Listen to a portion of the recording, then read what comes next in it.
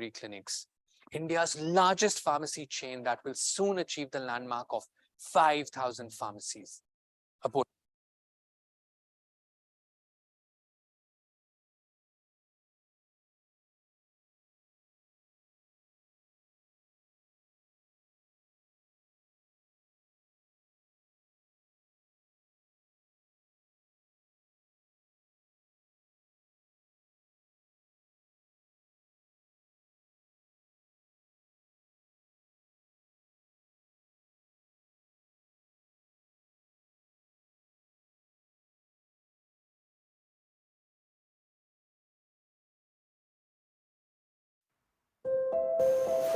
Namaste.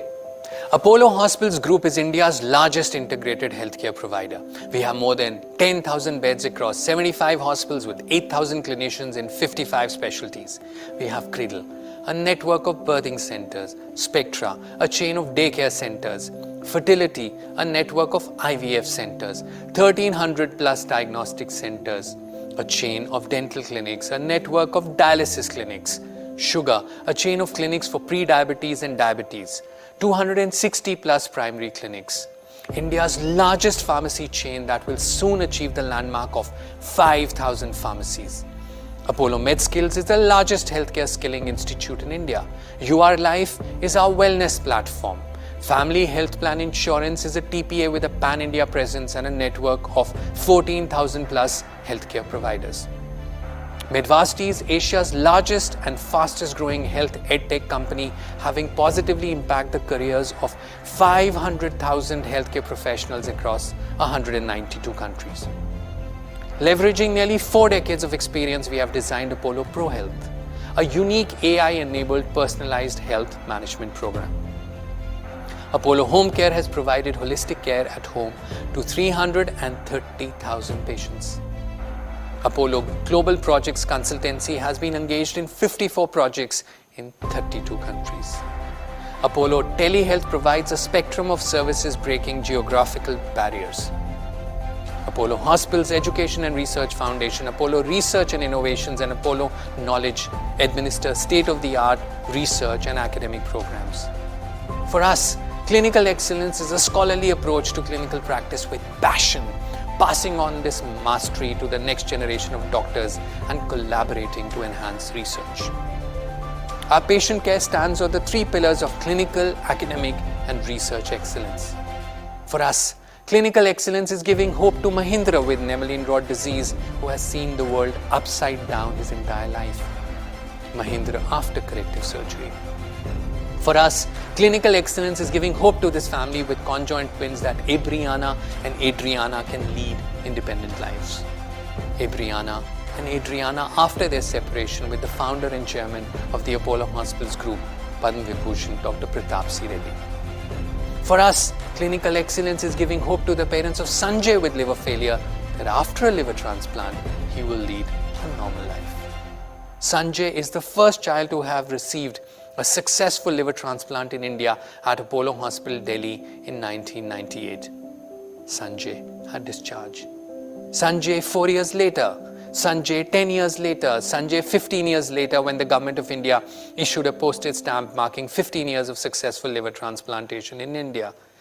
23 years later, Sanjay is now a doctor caring for patients at Apollo Hospitals, Bangalore.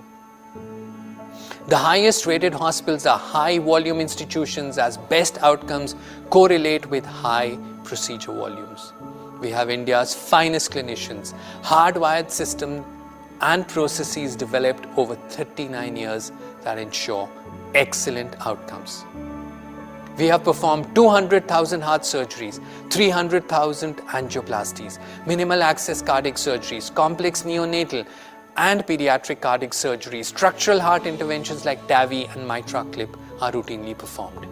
We've completed 1 million consults in patients with a malignancy, performed 3,000 bone marrow transplants, established 14 comprehensive cancer centers that provide radiation therapy, medical oncology, pediatric oncology, and oncosurgery, including robotic surgery.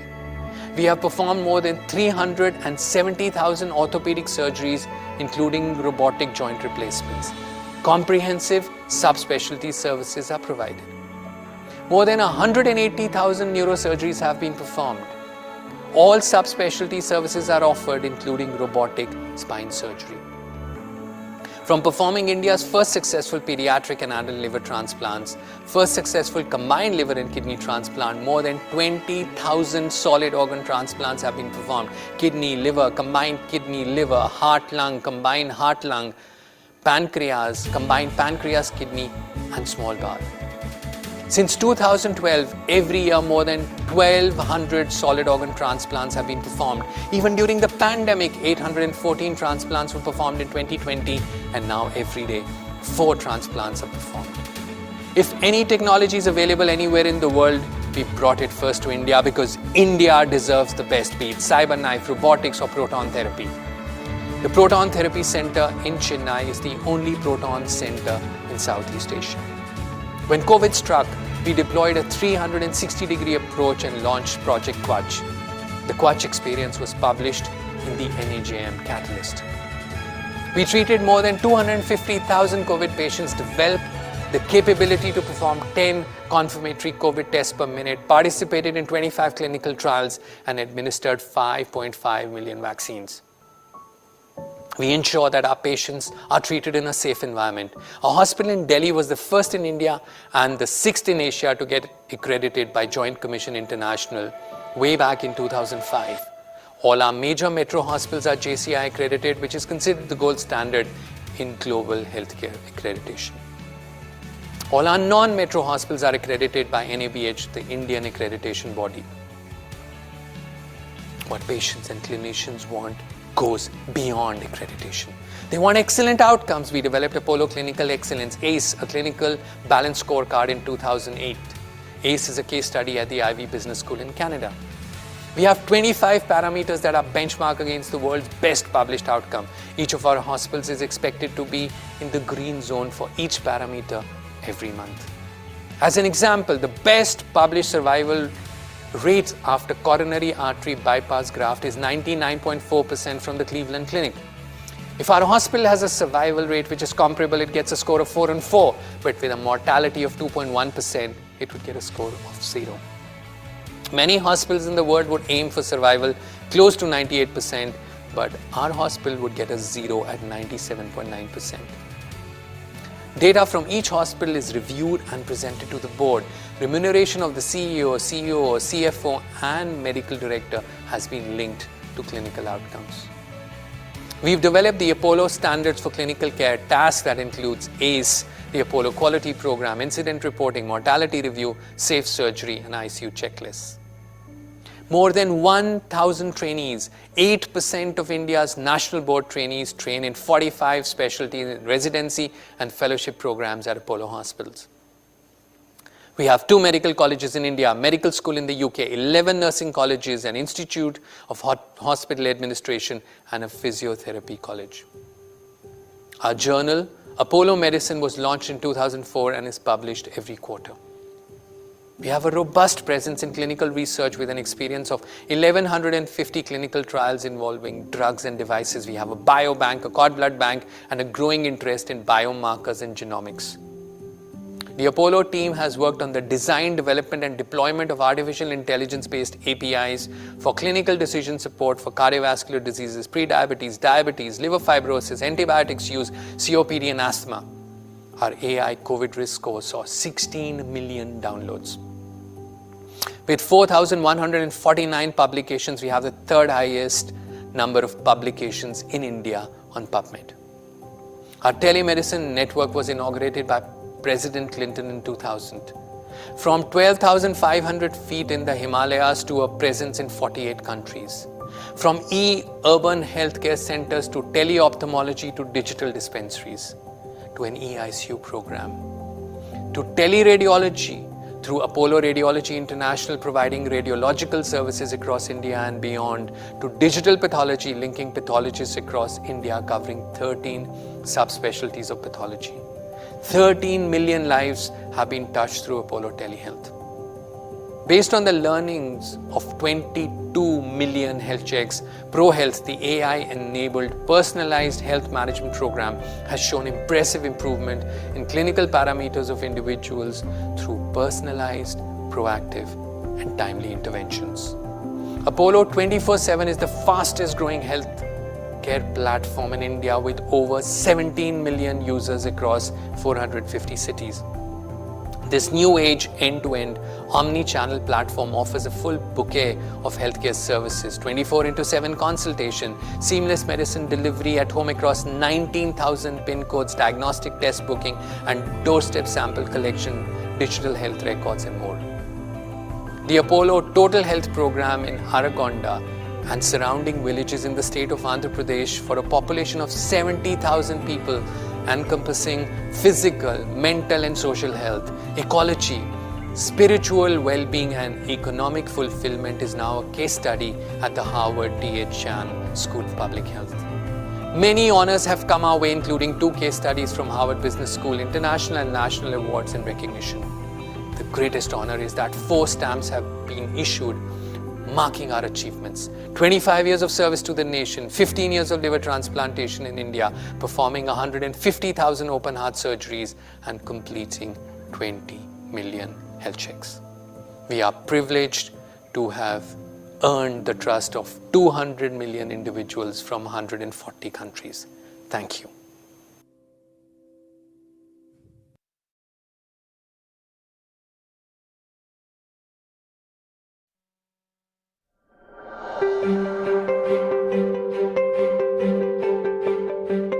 Welcome to Apollo Proton Cancer Center.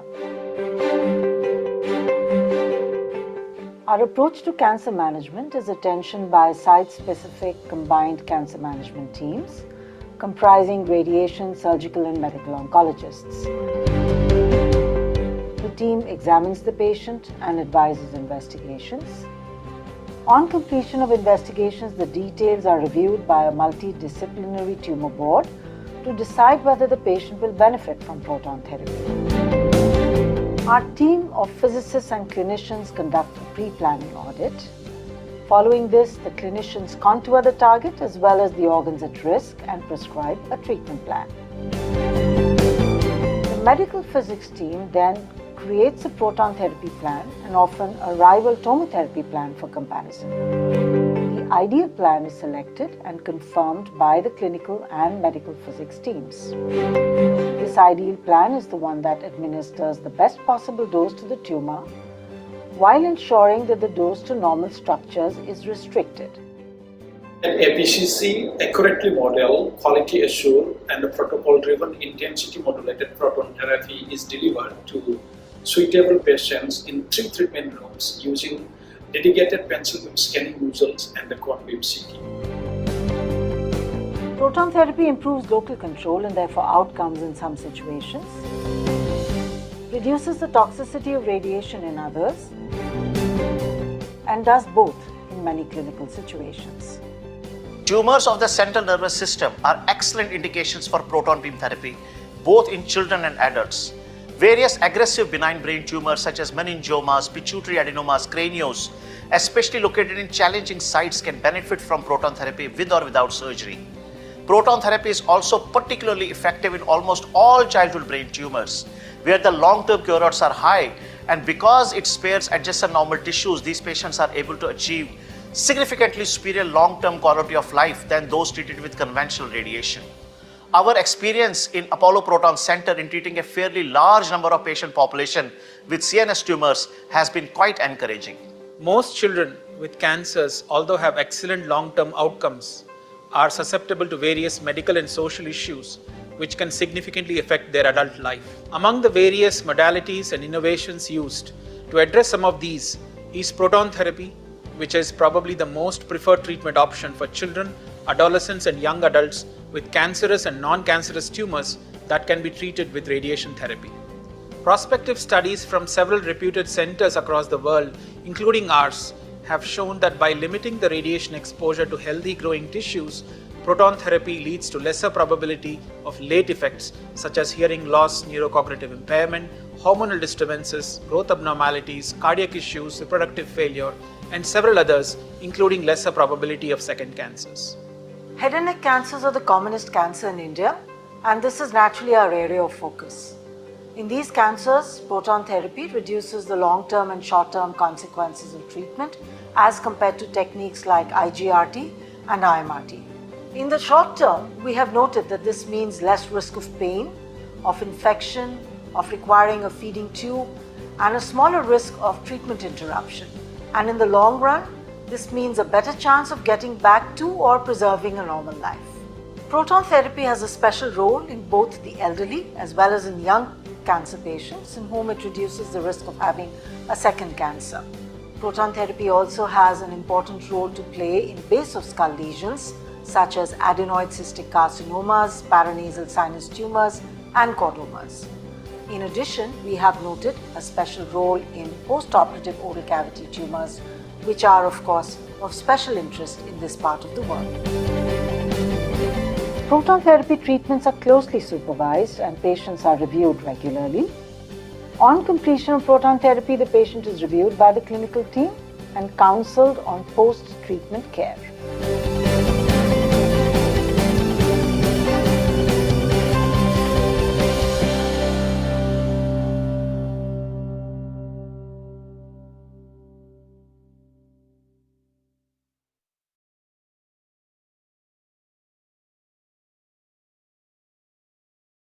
Good evening, everyone. Good evening. My name is Monde Susman. I'm the head of corporate affairs at the SA Medical Association. So welcome to the Summer Apollo Cancer Care Therapy Symposium here in Cape Town. To our delegates here and also to our delegates that I have joined online. So our program is quite straight. We're going to have a welcome from our CEO, Dr. Vusi Nhlapho. After that, we're going to have a presentation from our local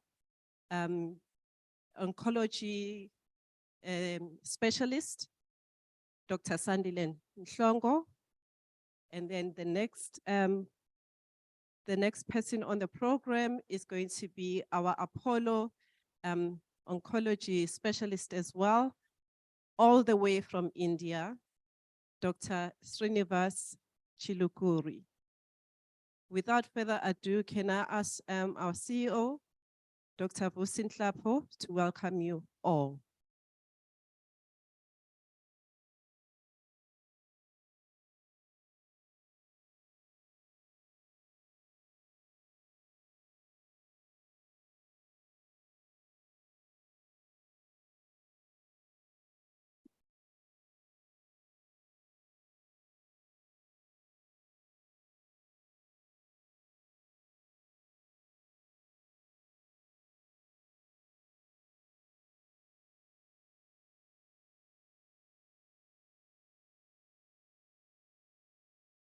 Good evening, colleagues. As indicated, my name is Dr. Vusi Nhlapho. I'm the Chief Executive of the SA Medical Association. It gives me great pleasure to welcome all of you to this particularly important symposium tonight. It is a matter that was discussed extensively within summer, and it is with the blessing of the board that we have, this event tonight.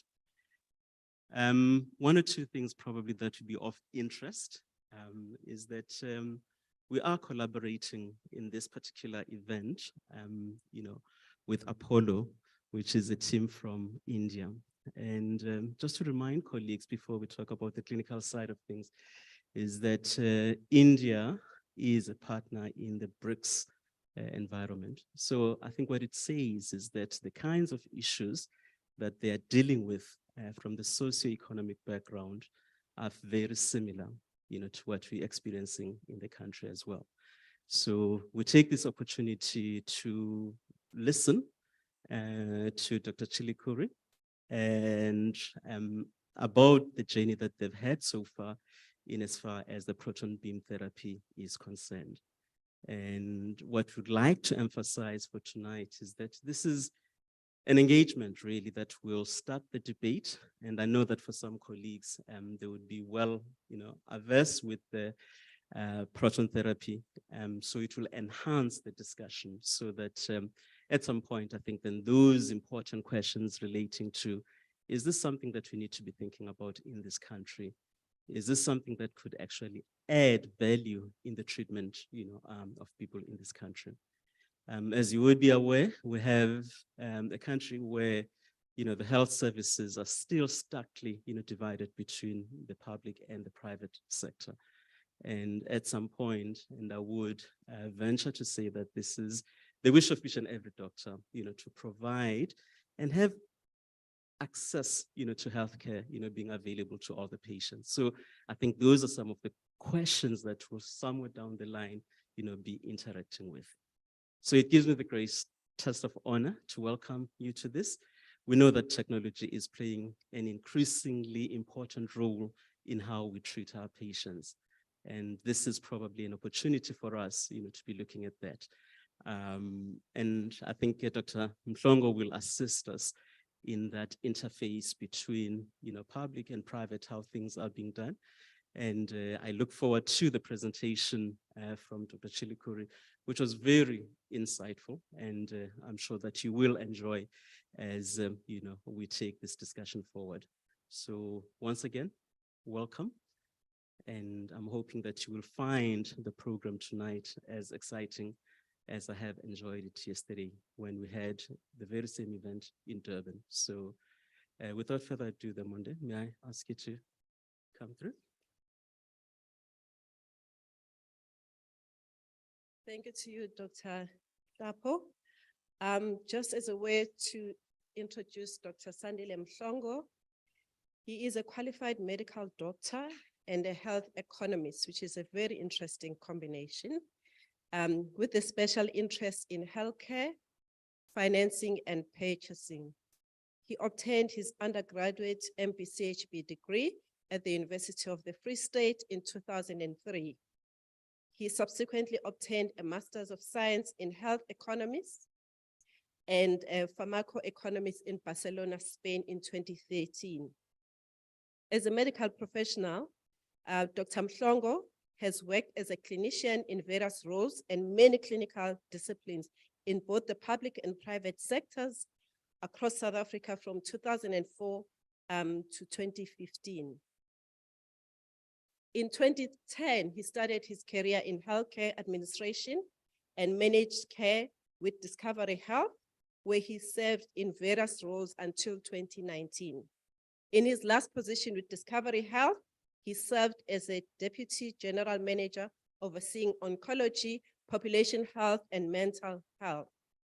He subsequently joined the Netcare Group later in 2019 as a Managing Director for Mental Health Division, commonly known as the Akeso Clinics, where he served as a member of the Netcare's Executive Committee. Since 2021, Dr. Mhlongo served as a Managing Director and Chief Health Economist at Curis Solutions, a healthcare consulting and strategic advisory firm based in Pretoria, South Africa. So his expertise and special interests are across healthcare economics, as we've heard, strategic purchasing and procurement, and healthcare finance.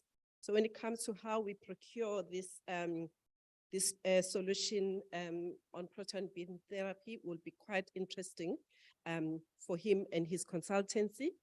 Population health management and primary care services and disease management solution. His primary health focus has always been in oncology and mental health risk management. He also has a special interest in market access solutions and health technology appraisals and reimbursement solutions. Without further ado, please, Dr. Mhlongo, come and join us.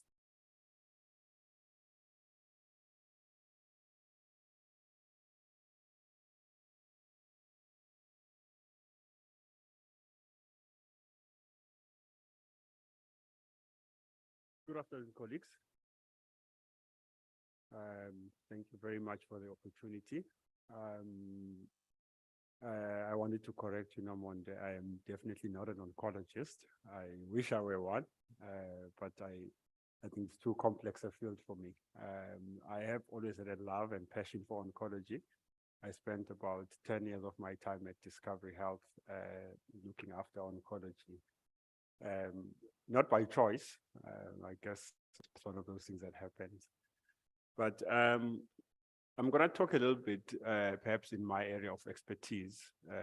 I've got a very big interest in how we actually structure health systems for the interest of population outcomes. So really, perhaps actually just to tell you a little bit about my background and why I actually left clinical medicine. So my true interest really, there's a bit of an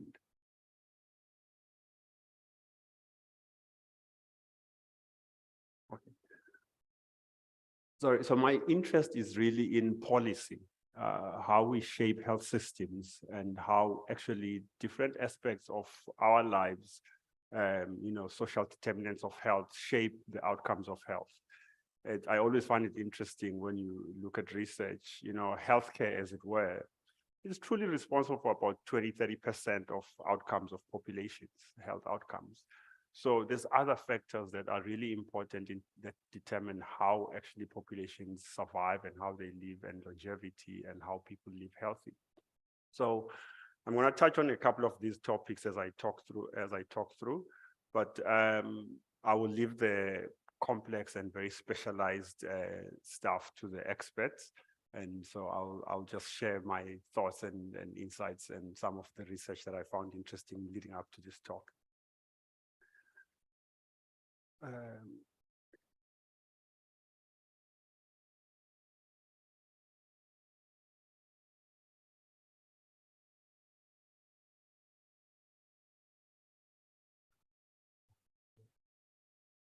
All right, sorry. Yes, always interesting to start with a technological glitch. So I'll go through a couple of topics. I've tried to arrange the presentation not to necessarily bore you, but just touch on a few interesting points that maybe will serve as a useful introduction to the main topic of the day. So I want to talk a little bit about the global burden of disease with a particular focus in cancer and demand for cancer services, and perhaps share some insights in terms of the future of healthcare and what I found in the literature, and opportunities for innovating in cancer care. And but maybe speaking to things that, as I said earlier, that are quite interesting to me. How do we enable high quality care? And important, I think, as we talk about this new technology innovation in cancer care, but how do we ensure access and funding? Because it's all good and well for the technology to exist, but if patients don't access it, it's almost meaningless. So to Dr. Nsapo's point, one of the things that are quite remarkable about our country is that we're a country of 56 million people, but only about 8 million have access to private healthcare funding. And it's actually a number that if you pay attention to the statistics, it's been receding since about 2014. So each year, less and less people in our country can afford access to private healthcare. The public health system is very strained. We know that it's under-resourced and chronically underfunded, and healthcare professionals in the public health system work under very strenuous and difficult conditions. But we do spend actually quite a decent fair amount of money if you compare to other LMICs. We actually spend reasonably well. We have never really reached, there isn't really a target number of what we should spend on healthcare, but the Abuja Declaration, I think 2001 or 2002, says we should spend about 15% of our GDP on health. So we come close to about 10% of our GDP on health expenditure. But what's interesting is that 10%, 51% is actually spent on the 8 million that have private insurance. And 49% is spent on the rest, which is the bulk of our. That's a remarkable statistic in our country. 60% of doctors work in the private sector, serving 8 million of our population, and the remaining 40% work in the public sector, and the nurses, similar numbers, and any other specialty you can think of. So those are things that actually inform our healthcare system. I mean, the WHO definition of a healthcare system is much broader than the healthcare services supply infrastructure and system. It's all the other, areas of our society that are interested in outcomes of people.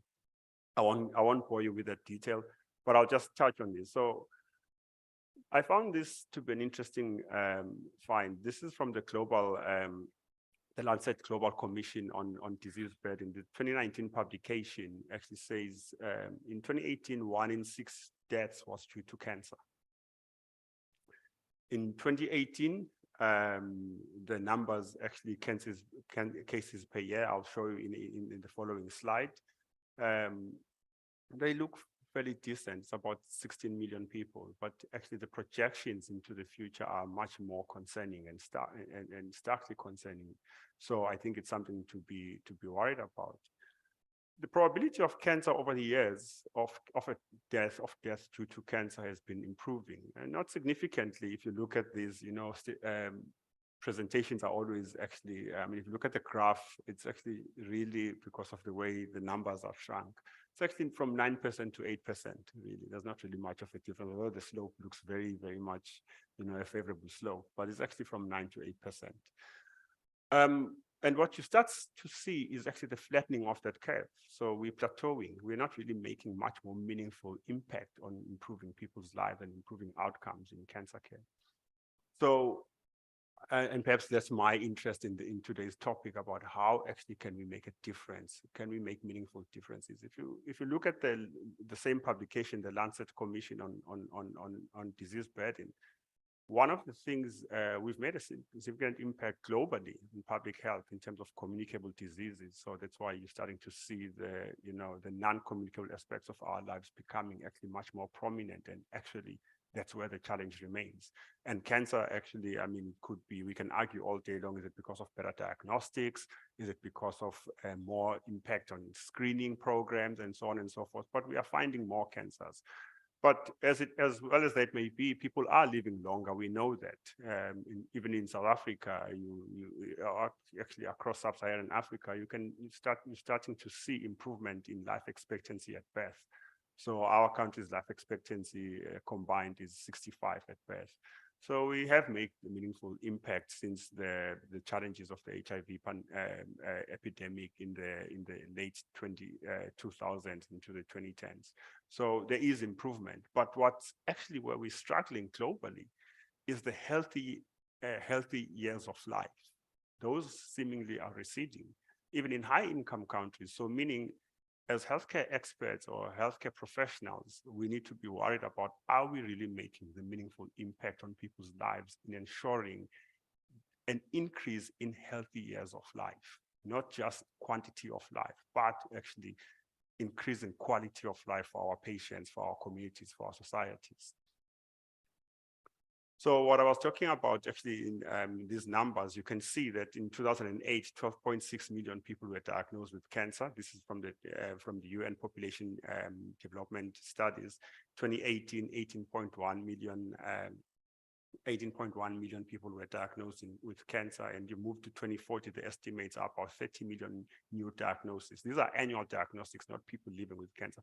And so you can see that actually the numbers mean we have to be thinking proactively about how are we going to deal with new diagnoses, with new people coming into the system, and how are we actually making sure that firstly we run effective screening programs. If we don't find people through screening, we diagnose them early, and if we diagnose them early, we get them early access to care, not just care, effective care that improves that reduces mortality and improves the quality of life. So just again, touching on some numbers, this is a very boring slide, I'm sorry for it. But you can see that actually for males, lung cancer, prostate cancer, and colorectal cancer make up about 40% of the total disease burden, whereas in women, a quarter of all diagnosed cancers is breast cancer. Colorectal, lung cancer also make up a significant portion. for third world countries like ours, and I'm sure the numbers would not be that dissimilar in India, cervix cancer is still very, preventable cancer is still quite a prominent disease, and we haven't made meaningful impact in reducing the scourge of cervix uterine cancer. So you can see it's the fourth leading cause of, fourth most diagnosed cancer in women. In this slide, so I'm just gonna explain it a little bit because it's a bit confusing. The inner circle talks to actually it's a combined distribution of incidence on the inner donut. On the outer donut is the portion of total mortality attributable to the same disease. So what you see there is that lung cancer, while attributed to 11.6 of mortality, is responsible for about 20% of 11.6 of incidence, is responsible for about 20% of mortality. So clearly we need to make much more efforts in improving mortality related to lung cancer. And you also see that similarly with cervix cancer at 7.1 in terms of incidence, but 3.8 mortality. Sorry, actually, I have it the wrong way around. Breast cancer, 11.6, but mortality rate of 6.6, total mortality rate. So there are specific areas where we really need to make a significant impact in terms of research, funding research and finding the right cures and early diagnosis to ensure that people can live a long, productive life. So the next question is, are we doing enough to ensure equitable access to high quality cancer care? So my view is in some parts of the world, there's significant investment. In some parts of the world, as you can see, if you just compare, even if you don't really know what the numbers mean, you can see that throughout the African continent, there's barely any investment in cancer treatment, and particularly in terms of research for cancer therapies. And that is an impact because it doesn't mean what works in the first world countries. As we know, the SDI, social determinants of health, SDH, social determinants of health, have a significant impact, and real world data tells us that it doesn't mean that if it works in first world countries or high income countries, it will work. We need real world data to really understand the impact of treatment choices and how they are assimilating to the communities.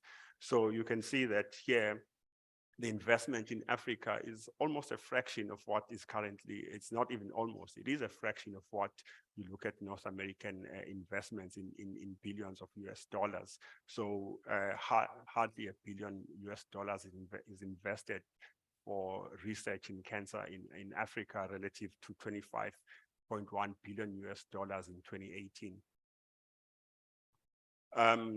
Again, this is actually a separation of actually centers for treatment. These are high income countries, 62 countries. You can see very highly concentrated in North America, Europe, and some parts in Australia, as well as Oceania. But even though the low income countries make up a larger part, you can see that actually, particularly focusing on Africa, it's very sparse. So you're looking really for the blue dots that show you where the radiation therapy centers are.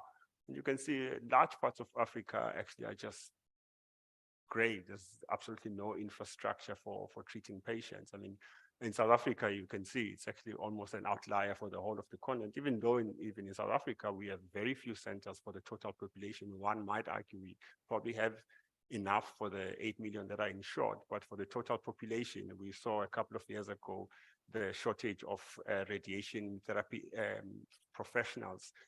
Actually, any oncology professional in the province of KwaZulu-Natal, that actually there was actually no doctors available to treat patients in the public sector in KwaZulu-Natal. So these are the realities that actually our people are living with. And so this is actually from the this paper I got, the slide I got from a paper published by the International Atomic Energy Association. So this is a couple of years ago, I think it's 2014 data. So I'm sure there is actually more improvement as the years go by. But actually what's interesting is that in some instances, there are centers being built, but there are no professionals. So there's a part about human resource for health planning that actually goes with hand in hand with infrastructure development that we need to be talking about. Availability of coordinated research projects. You can see, I mean, South Africa, there's quite a decent fair amount of investment into research, but again, swaths of our continent have barely any research funding available to investigate effective therapy and effective methods for screening and diagnosing people. Are we doing more of the same? As the global landscape is changing, are the changes that are coming actually beneficial to our patients? So this is a busy slide, but I'll just try and talk through some of the important elements that I found interesting about it. It was published by Deloitte when they were actually projecting the future of healthcare. This is their image around what healthcare looks like in 2040. So we know actually, I mean, the progress of development, particularly in digital systems and robotics, is exponential. So the pace of development, unfortunately, in healthcare is quite resistant. We are not seeing that translate into beneficial effects in healthcare. But just some take notes for me that were quite interesting here is that actually, if you remember when we were all actually just buying memory disks for writing music into that about 10, 15 years ago, and today actually you hardly have to worry about storage, because it's actually, I mean, what they were saying here, storage costs less than a penny for a gigabyte in US dollars. This is in 2020. They say actually the number of cell phones globally double every 48 months. DNA sequencing costs less than $100, and it's you can get a full DNA sequence in less than an hour. So that's the pace of development in technology. But also we must keep in mind the human factor. People are looking for more connection, and perhaps actually to our own peril, the social connection, you know, as the risk of social media, we all teach our kids actually about the challenges presented by social media, but people are looking for social connection. People are looking for autonomy. Patients actually are demanding more of us as clinicians to actually decide for themselves. You know, no longer gone are the days where patients, you know, with cancer would be treated until, you know, the IV goes into the coffin with the patient with the last bolus of chemotherapy. Patients actually make choice to refuse therapy even when we believe it's in their best interest. And so how do we actually incorporate that into medical decision making? You know, patients actually you know, feel actually, and they desire to actually have the power brought back into their hands and do it for themselves. And so therefore, this is impacting how actually we care for patients. We started seeing actually when I remember I was still at Discovery at the time, I think it was 2012, 2011. We had one of our former cricket players, national cricket players, who went to India to receive actually, I can't remember which type of cancer therapy he went for.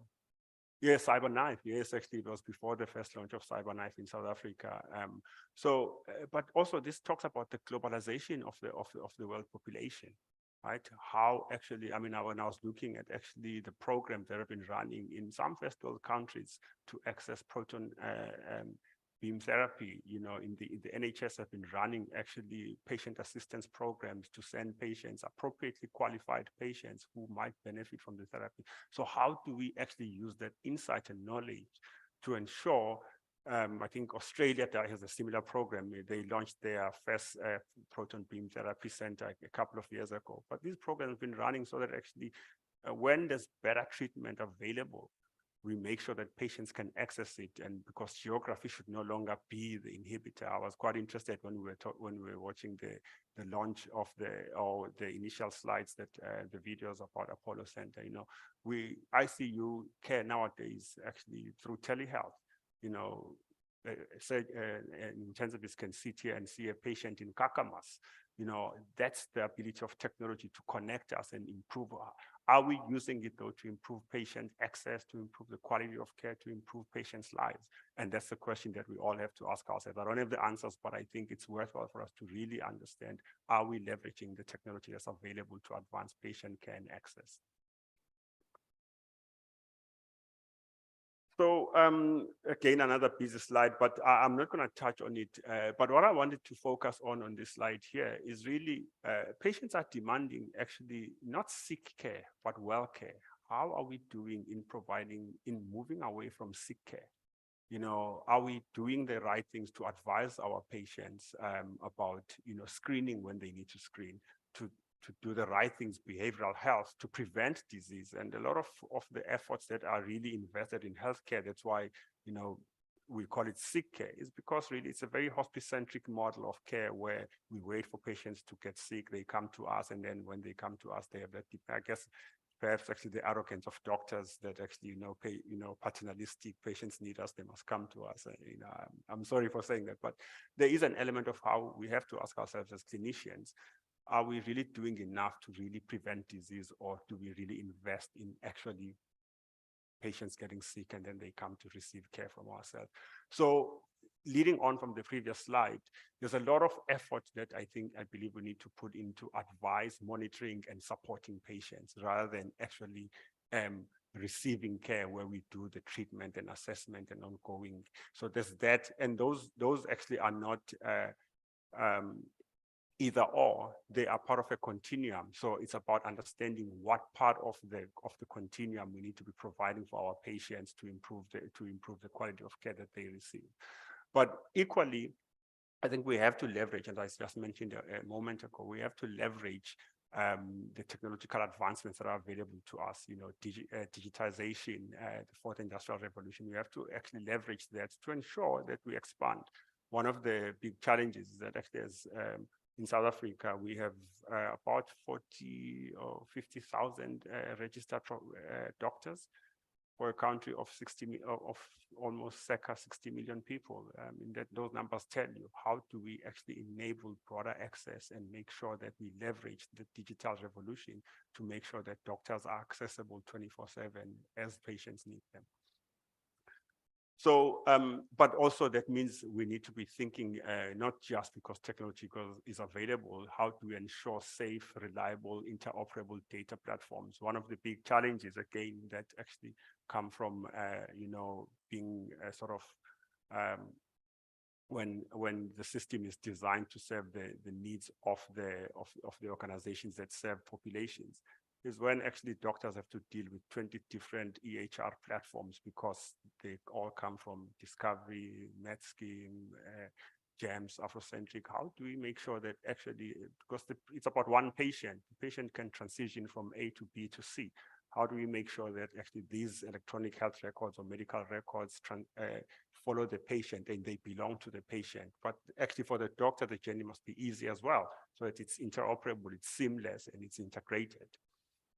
So these are things that we have to think about. So the future of health for me, as I sum up this section, we have to do a lot more in terms of transparency, empower our patients, understand that there's a lot more in terms of consumer insights, and then build partnerships. And that's probably what's exciting for me about this conversation. Can we build the right partnerships where to the benefit of our patients? Absolutely. Proton beam therapy, as the experts will share later, is not for everybody. For the right patients, how do we ensure that the partnerships work so that the patients benefit? So unfortunately, the world that we currently live in is one where the costs of care are extremely high. Care is highly varied. Outcomes are very variable. Incentives are misaligned. And we're really transactional in our focus, and that puts the whole system under pressure. So are we coordinating the care for the benefit of the patients? Are we measuring the outcomes that matter to patients? I like what Michael Porter talks about, not just measuring outcomes for the sake of measuring outcomes, but outcomes that matter to patients. Patients don't come so that actually, they have a 0.01% improvement in HbA1c, but they come so that they can prevent that fatal myocardial infarct, or they prevent kidney disease failure. Or they prevent kidney disease or renal failure. So those are the things that we should really be measuring in the system. And I'm always fascinated when we looked at some of the publications, particularly on oncology. I never knew until I did HTA for oncology, where we measure survival benefit, or in a matter of 3.7 weeks or something like that. It was always fascinating to me. I guess it is meaningful to someone. I'm just not sure if for the the cost-benefit ratio there makes sense. But of course, we have to allow people to make their choices. But we have to really try. And I think these are conditions that are important, because if we're talking about radiating a six-month-old who's going to live till 70, do we think about what their lives might look like when they are 70? Did the radiation that we offer them at 6 months old actually have negative consequences that are, will create dependency or will have negative consequences? So Michael Porter talks about actually innovating in healthcare so that actually we stop competing on the wrong things. And I like that notion that he says actually doctors compete on the wrong things. So a GP here compete with a GP down the road, instead actually of competing on creating value for patients. And so he talks about a couple of things, which I'm not going to get into detail about, but his focus is on outcomes, looking at integrating care. So how do we actually think about team-based care for the betterment of the patient? So in other words, where we can all add value to the patient's journey, we form teams and actually collaborate in that sense. And so in the end, it all culminates in integrated practice units. And I was again listening to the opening videos. How do you make sure that if there's a need for a physicist, a physiotherapist, and a different kind of specialist, they are all there for the benefit of the patient? So can we improve the quality of cancer care and outcomes for our patients? I certainly believe it's possible. So the Porter equation is we always value health outcomes as a numerator, and the denominator is the cost. So it's and I guess when this conversation is portrayed by funders, it's because they want us to actually reduce cost of care, and that's really the absolute truth. It's not about actually, and I like wording this slightly different in that we get the best health outcomes for each rand we spend on care. So it's not about lowering the cost of care, but getting the best outcomes for the rand we spend. So if it will cost us X, we need to make sure that we get the most value for that intervention. And also the one challenge is that actually typically payers and funders, they look at episodic or the transactional focus. So patients, if a patient is in ICU, we're measuring an ICU day, or we're measuring the acuity in 3 days of stay in a hospital. But actually patients' journeys don't start and end in the ICU. They start whilst they're developing the illness. Do we have the right diagnostics in place, to ensure that we make the diagnosis earlier? When the diagnosis is made, do we have access to the right intervention? And do we have post-acuity care, support? There's also all sorts of technologies available to offer care at home. Do we make those available? Because that actually, the idea that actually if we reduce length of stay, which is usually the old adage, is that actually that's where we save costs, but patients actually get readmitted. We see this in mental health, particularly the revolving door approach, where because we actually reduce costs, we forego appropriate interventions that can make impact to patient outcomes. So equally here, technology, when you evaluate, technology might look expensive in the short term, but if you look at the full cycle of care, is it going to be actually cost saving? That's what we need to be measuring and evaluating. So, I'm not going to go through this, but actually the idea here is best quality cost ratio, so best value for our money. So we need to actually focus on anticipating the demand, enable healthcare innovation, control the cost of care, and improve patient outcomes. But we must actually follow still an appropriate evidence-based approach. It must be a rigorous science-led and quality-based approach to evaluating technology so that the right patient gets access to the right intervention.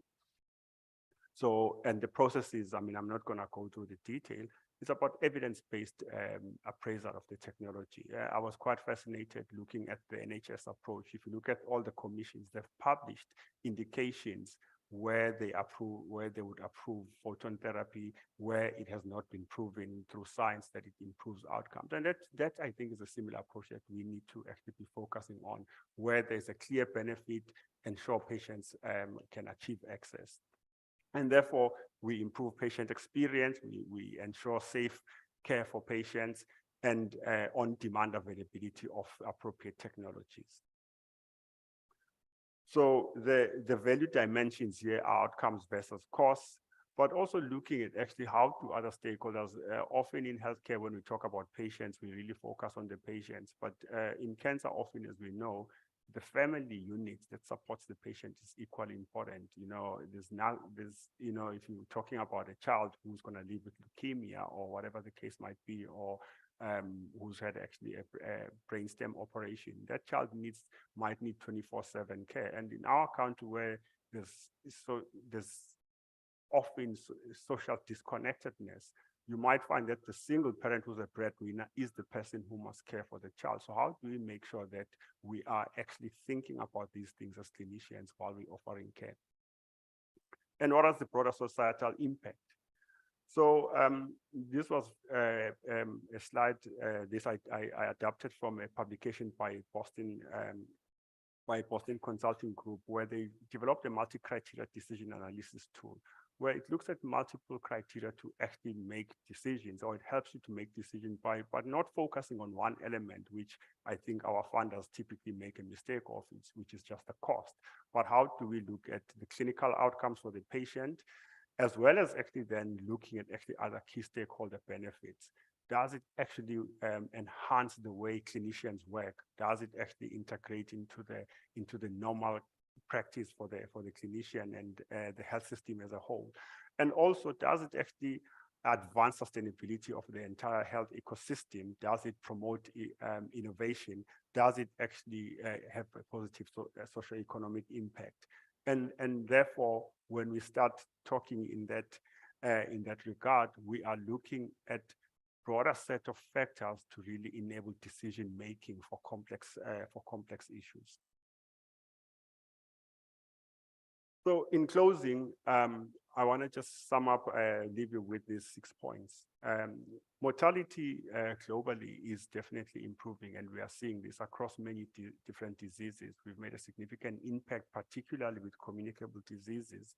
And but life in healthy years of life, we are not making an impact.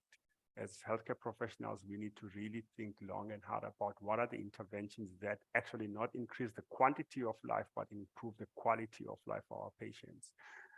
There's definitely a growing demand for comprehensive cancer services, from screening to treatment to palliation. And I think here it's about thinking about the full journey for our patients. How do we make sure that the services are available to them, start from A and end up at Z?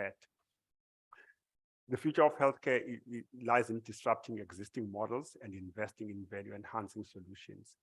And what I mean by this is, as doctors, we tend to hold on to that which we know. And when we were training, there was always, you know, if Prof. So-and-so said so, then that was the Bible, you know, that's what we all knew. But today we have to think about evidence-based care to improve the quality of care that patients get and improve outcomes, but also leveraging other available resources around us, particularly when we look at technology. How does technology enhance patient care? How does it actually improve the way we practice, the way we see to patients?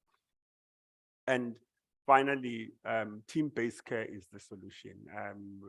I think the big challenge that I always observe in private healthcare in South Africa is that a lot of practitioners work in solo practices, and therefore patient continuity becomes difficult because it's demanding. So the reality is that the benefit of the patient, and it's always strange for me because of how we trained, we all trained in comprehensive multidisciplinary spaces. You know, you're not going to go to Tigerberg Hospital and you work as a surgeon alone. There's a physician down the road, there's a urologist that you can consult with. So team-based care is how we are trained, but when we get to private practice, we work in solo practices. So we need to go back to the basics that actually encompass actually good and quality patient care. And finally, I want to just leave you with this. It is possible to reduce costs whilst improving quality of care and outcomes. It's definitely within our reach. And it's about how we do it and how we work together to achieve it. Thank you very much.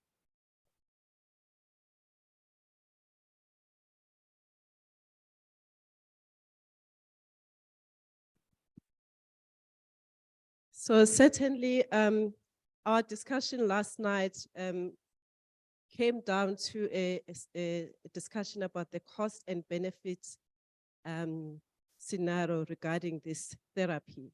And I think what you've actually presented to us today, Dr. Mhlongo, is about challenging us, about making sure that every rand that we spend towards this solution or towards any other solution from a patient basis actually make sure that it actually is worthwhile for each and every rand. So there is a very good flow in terms of what you're actually presenting today. It feels like it's a continuous symposium in the way that it pricks us to think about it. We are going to have a Q&A session. Our panel will sit here and be able to take the questions. And we also are requesting those who are connected online to actually put it onto the chat.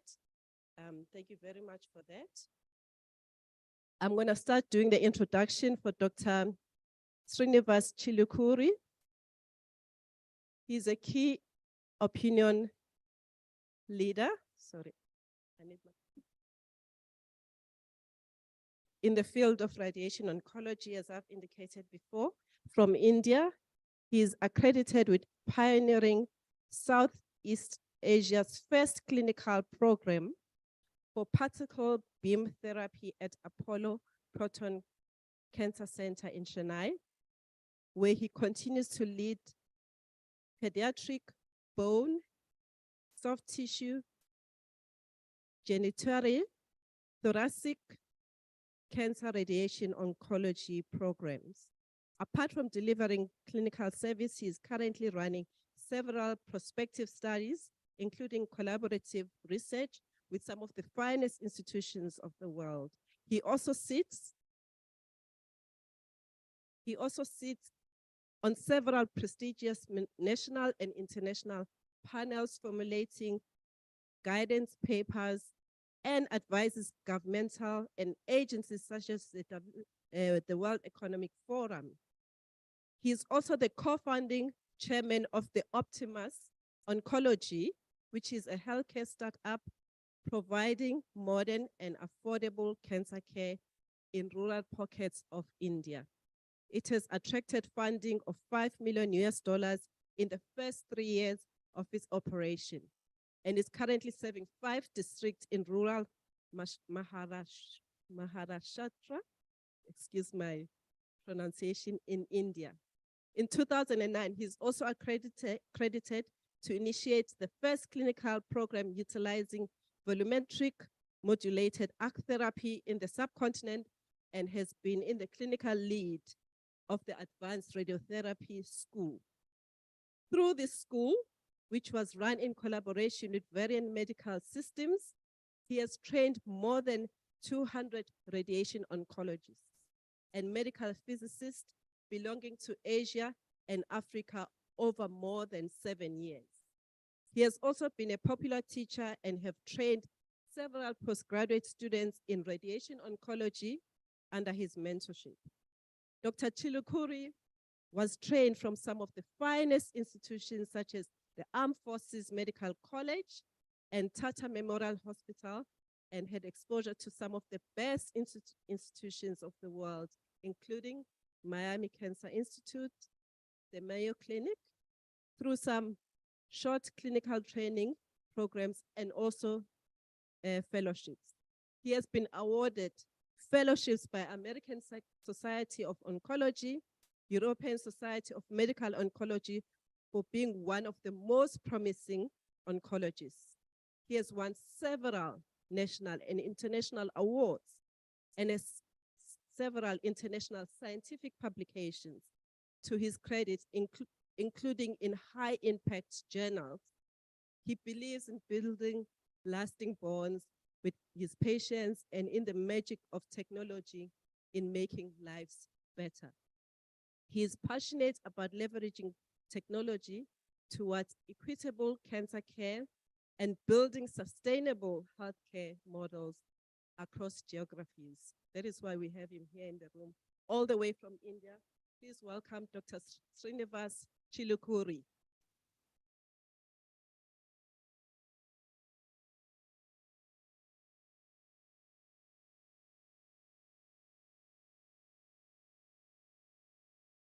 Thank you for reading my full CV. I think I'll get a job here very soon. So, good evening, everyone, and it's a pleasure to be here in Cape Town.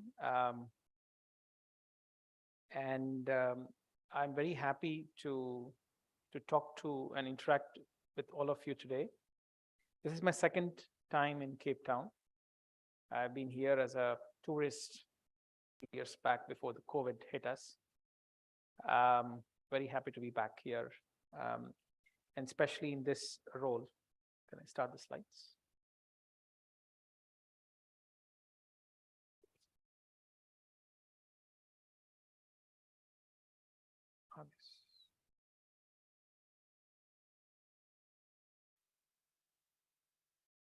Yeah. So I will be speaking on a I'm very impressed with the previous speaker. Your talk was fantastic. Thank you so much for, building up this topic perfectly. I think it sets a stage for me to speak on proton therapy. This is our center. It's located in Chennai. It's a, I would say, labor of love. You've all heard about the Apollo Group's presentation, the number of hospitals, the number of doctors, number of pharmacies, etc., etc. But this is considered the flagship center for Apollo Group as far as cancer care is concerned. So we are very proud of the fact that we are working here as a team. Of course, it is far, but I think I don't think, as the previous speaker mentioned, the geographies are no longer barriers for our patients to travel. It's no longer barriers to access for our patients. If the patient is going to benefit from it, I think he can travel anywhere in the world, and Chennai is not that far. India is also very, very similar to South Africa. It has got many unique aspects: the culture, the food, the Bollywood. I'm sure all of you have heard of Bollywood. The nature, of course, there are specific pockets in the country where they are really, really special, and I can see South Africa is extremely beautiful as well, picturesque as well. But there are, India is not as nice as far as the nature is concerned compared to South Africa, but it's not too far behind, at least, and it's quite diverse. From the northern Himalayan region where it's quite cold, icy peak mountains, to Chennai where it's year-long hot, sunny throughout the year. So it's quite diverse as well. So I'll be very happy to welcome any of you or all of you to Chennai and to India. Coming back to the topic of the day, which is cancer, and I see that there are many similarities between India and South Africa as far as cancer is concerned. Of course, the population is, I think, about 23, 24 times that of South Africa and India. India has a population of 1.3 billion. Probably, I think, if I'm right, we have recently overtaken China. I don't know whether I can be proud of that fact, but it's a fact. That we have recently overtaken China as probably the most populous country on the earth. Of course, our GDP numbers are also increasing. We are, I think, the 4th top economy of the world. We have just overtaken United Kingdom. So, of course, it is very diverse, and we are a country of extremes. There are very, very loaded individuals, rich people. There are there is absolutely probably 15-20% of population is poverty struck. So there is, there's a country of extremes. But I think more or less the problems I hear, on the day I landed, I heard that there is a power crisis. We had some similar situation maybe 7-8 years back. So I think the basic problems of security and all these exist in India as well. So in that aspect, South Africa and India are similar. But in oncology as well, South Africa sees about 108,000 new cancer patients every year, compared to 1.3 million new cancer cases in India. I think 1.3 million is probably underreported. I feel we could have slightly more than what is reported, because again, India is a large country, very, very large country. So if you see the cancer incidence among men, the stark difference is the prostate cancer. I think prostate cancer is probably number one cancer among men in South Africa compared to oral cavity. I think we are the capital of oral cavity cancers in the world, because a lot of men chew tobacco. So because of that, we have a large incidence of oral cavity. So our HPV-driven oropharyngeal cancers are far less compared to oral cavity cancers, which are predominantly, I'm assuming that in South Africa, it's more oropharyngeal rather than oral cavity, if I'm not wrong. But the lung cancers, similar, colorectal, very similar, esophagogastric, very similar. Kaposi sarcoma, I think, non-Hodgkin's lymphoma, I think is far more. You see a lot of skin cancers as well. I know that it's quite common in South Africa among men and women. But if you look at women, they look very identical. The breast and cervix uterus, by and large, I think say almost 40 to 45% among women are breast and cervical cancers, which are identical in India and South Africa. But the fact is, as the previous speaker mentioned, we're going to see a big jump in cancer numbers, and we need to be prepared and we need to be aware of this. Every aspect of cancer care, from prevention to the supportive care and palliation, needs to be ramped up in almost all countries without exceptions. And I say this even for high income countries, they need to have a plan. They need to have a plan for the next 2 or 3 decades. This slide does not represent the entire gamut of what's happening in oncology, but essentially, we are moving towards personalized cancer treatments. So we were treating all stage 3 breast cancers alike, but now we know that HER2 positive need to be treated differently, ER positive need to be differently, and so on and so forth. And we will still stratify each of those groups into multiple subgroups, and we will probably offer personalized treatments. And the reason why we are here today is because of these 2 pillars, on which the precision oncology lies, the pathology and imaging. So pathology and radiology are the 2 key pillars on which we are trying to build the platform of precision oncology.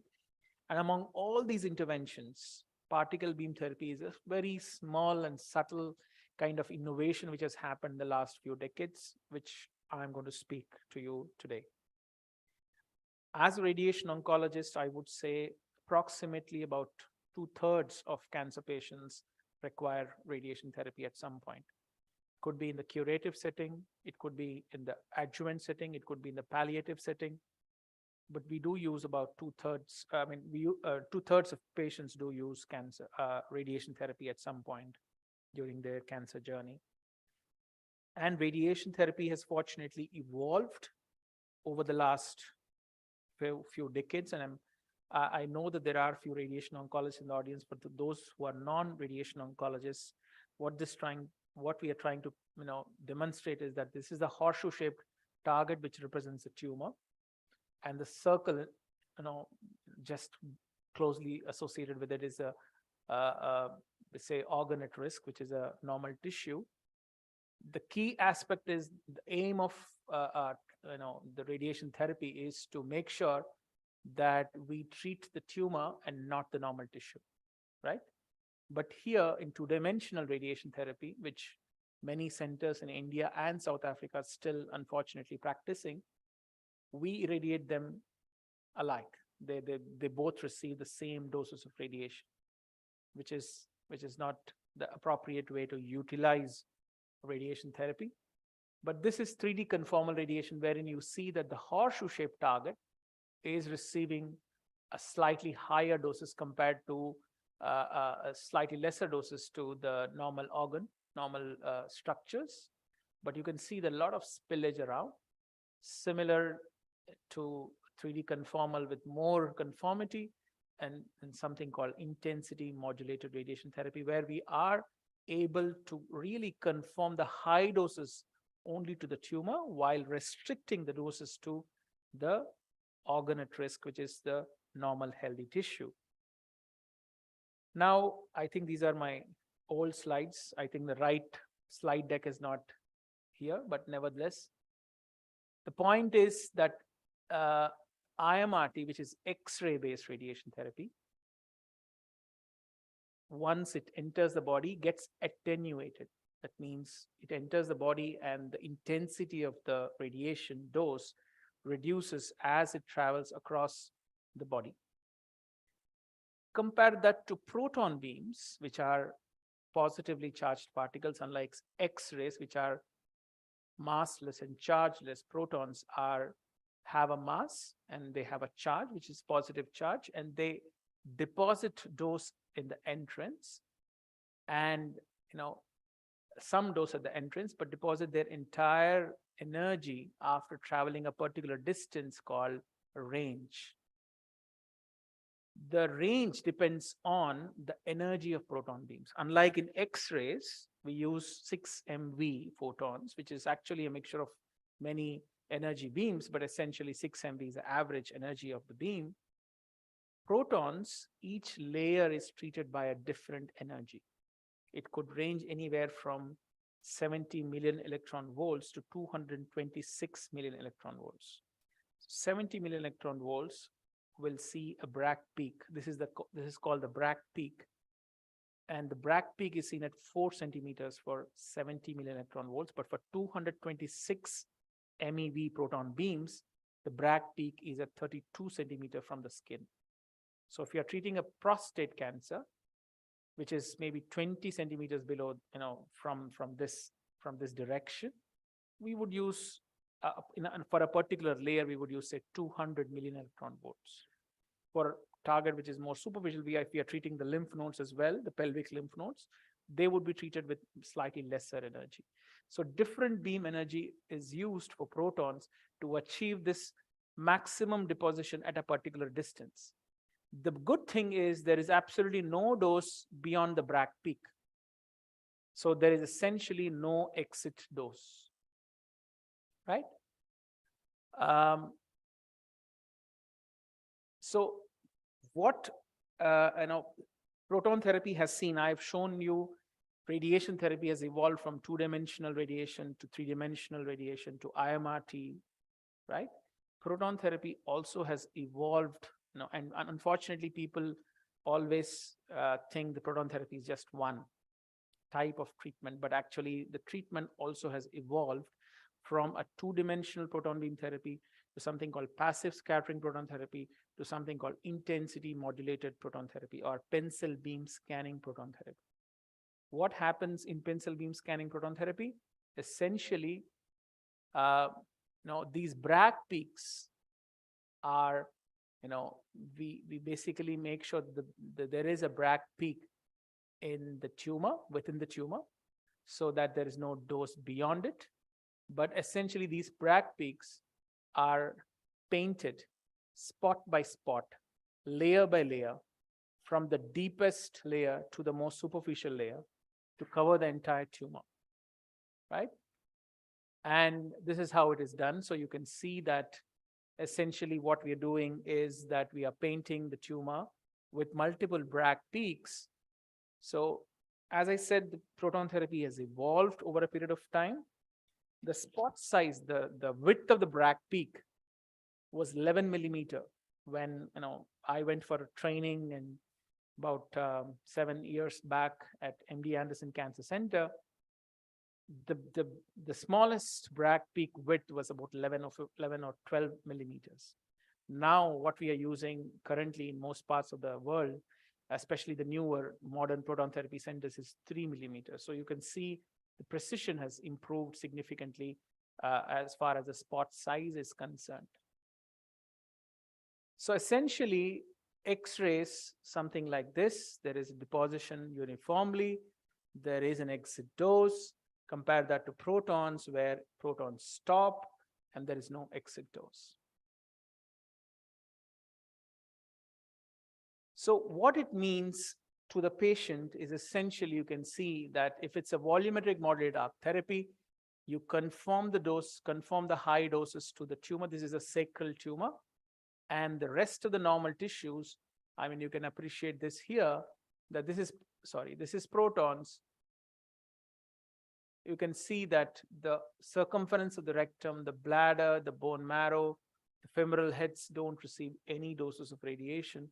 This is the volumetric modulated arc therapy. This is helical tomotherapy, which both kind of comparable. Protons, you can see there is a significant reduction in the normal healthy tissue doses compared to these two types of radiation therapy. Similarly, in a patient who requires craniospinal radiation, you can see that compared to helical tomotherapy, proton therapy essentially can reduce the dose to the oral cavity, to thyroids, to the heart and lungs, to the bowel, to the kidneys, to the gonads, etc., etc. Similarly, for a mediastinal tumor, you can see that with proton beams, it's almost like an anterior-posterior beams, but you can see that the spillage, the coverage is very well. The spillage towards laterally to the lungs is minimized. Compare that to IMRT. Similarly, for brain tumors, you can see the same kind of, you can see normal brain being spared beautifully with protons compared to the low to intermediate doses, which are spilled significantly over normal brain. So based on these physical benefits, there are multiple benefits for multiple cancers: pediatric, thoracic, prostate, sarcomas, head, neck, brain, and others, GI cancers. And you could have multiple potential impacts. And apart from the physical benefits, there is also something called biological advantage as well, which is, the RBE, or radiobiological effectiveness of protons, is slightly more than X-rays. By and large, on an average, about 10% higher than protons. That's why the RBE is 1.1, but it is an average of the multiple levels, at multiple levels. But during the Prague peak, it could range somewhere between 1.1 to 1.7. So there could be a higher level of damage with protons compared to X-rays. And the reason that happens is that protons, the complexity of the DNA damage and the number of double-stranded versus single-strand breaks are much higher with protons. And therefore, the RBE is higher compared to X-rays. So what it means is potentially radiation-resistant tumors, recurrent tumors, are likely to have a better effect with protons, at least theoretically, compared to X-rays. So if one utilizes the full biological advantage, we could have a better outcome. This is, so I've mentioned the physical advantage. I've also mentioned the biological advantages. If it is so advantageous, why not we use in all our patients?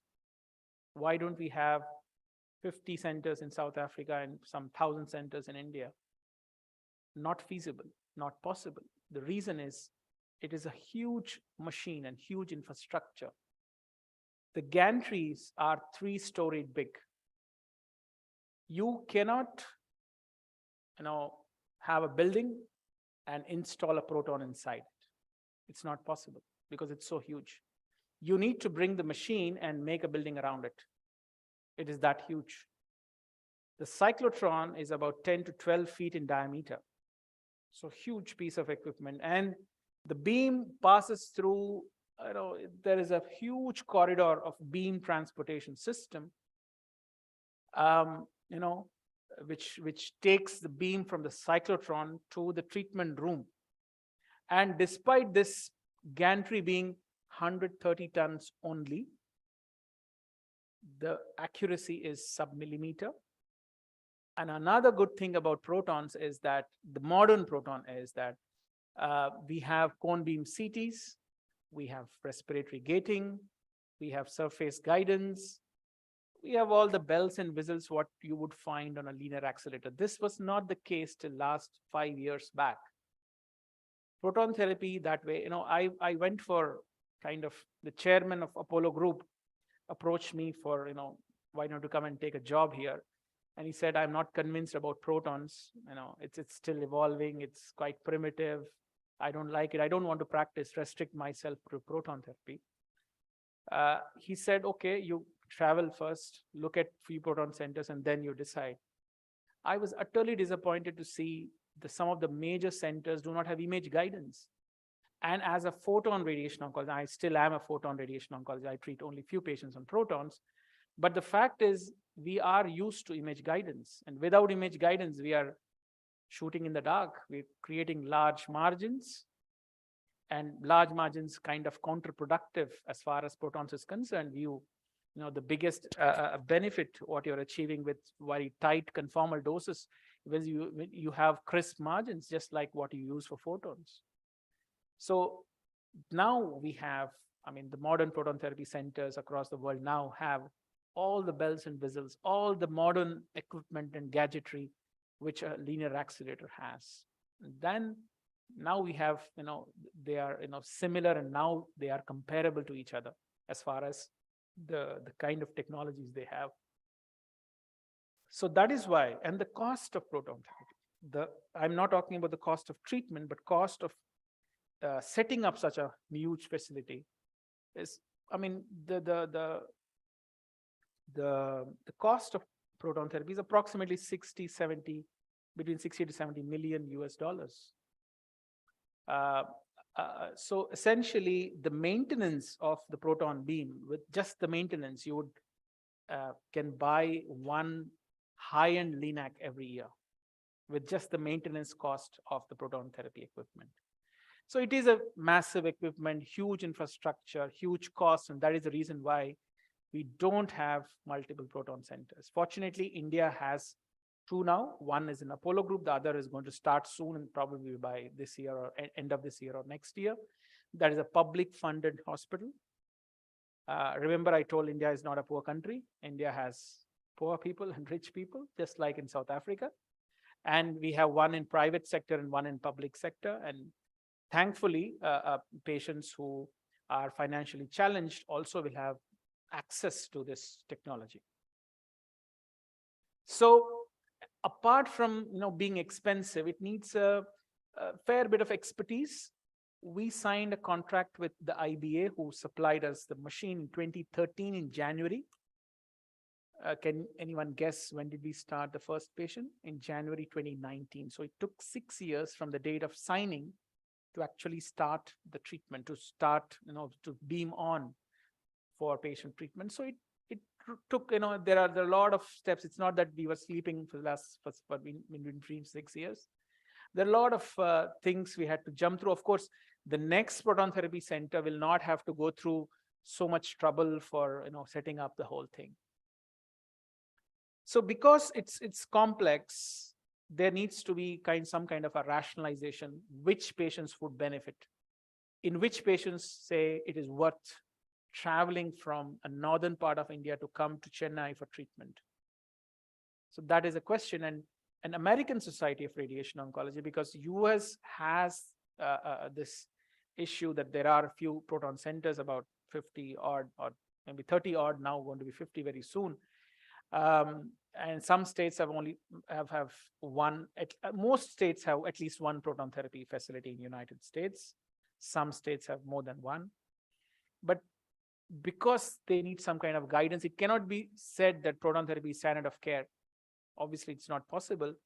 So in certain tumors, and I would read out ocular tumors, chordomas and chondrosarcomas, spinal tumors, hepatocellular cancers, primary and benign solid tumors in children treated with curative or palliative intent, patient with genetic syndromes like NF1 and retinoblastomas. Of course, in these patients, radiation therapy should be avoided as much as possible. But if radiation therapy has to be done, these are the patients who would benefit. All children who require radiation, of course, to a good doses.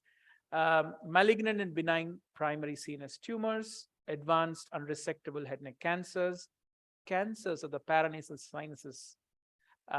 This is an important indication. Non-metastatic retroperitoneal sarcomas. Of course, the radiation itself is a bit controversial here, but if at all radiation has to be given, definitely proton therapy and of course re-irradiation. So in patients who require radiation for the second time, sometimes even third time, would probably benefit with proton. So this is American Society of Radiation Oncology, some kind of a model policies. But these were group 1 indications, what I mentioned, where there is, if I read correctly, on the basis of medical necessity requirements and published clinical data, disease sites that frequently support the use of proton beam therapy. But what about group 2, which have more common cancers? So the evidence is emerging. There are some clinical trials ongoing in these sites, and you could consider proton on a case-to-case basis. So Astro has kept it a bit vague. It could be decided by the physician or the insurance company, whoever has the bigger say, or the patient, whoever has the bigger say. So in head and neck cancers, thoracic, abdominal, pelvic, prostate, and breast, more common ones.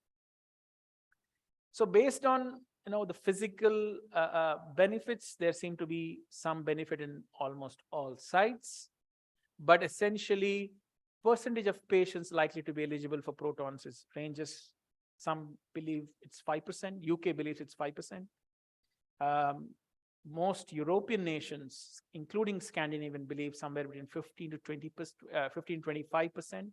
France, Netherlands, Denmark, all have now proton facilities. So somewhere between 15 to 25%. So question is not whether proton therapy is useful or not. Question is, which are the group of patients? What is the percentage of patients who would really benefit proton? That is the question up for debate. So I have put it very, probably the highest estimate, which is 20-25%. So among the 900 plus patients we have treated at our center, say 90% of them belong to these 4 categories. The first is the brain tumors. Second is pediatric cancers. So you can see that pediatrics, which I treat, 25% of the 900 patients we have treated. So it constitutes the real major chunk, which apart from the neuro, so both of them constitute 50%. Head and neck and skull base, and musculoskeletal and bone and soft tissue, so chordomas, chondrosarcomas. You can imagine 1.3 billion chordomas are not very common, but for a large population, of course. But not just chordomas, we see a lot of pelvic osteosarcomas, pelvic Ewings, which could be children as well as bone and soft tissue, but essentially in adolescent AYA population, these are sarcomas, recurrent sarcomas are again, we've had a recent patient from South Africa traveling to India. He had a paraspinal sarcoma, a rare diagnosis, sclerosing epithelioid fibrosarcoma, CEF. There is a specific mutation which is associated with CEF. The patient was referred by a spinal surgeon here, who said en bloc resection is not possible, and it's a kind of a low-gradish sarcoma. And because en bloc resection was not possible, instead of doing a piecemeal excision, which is not appropriate for sarcomas, patient was sent for definitive radiation therapy with protons. Of course, these are the indications where protons would actually have a better outcome, because you could give higher doses in this paraspinal location.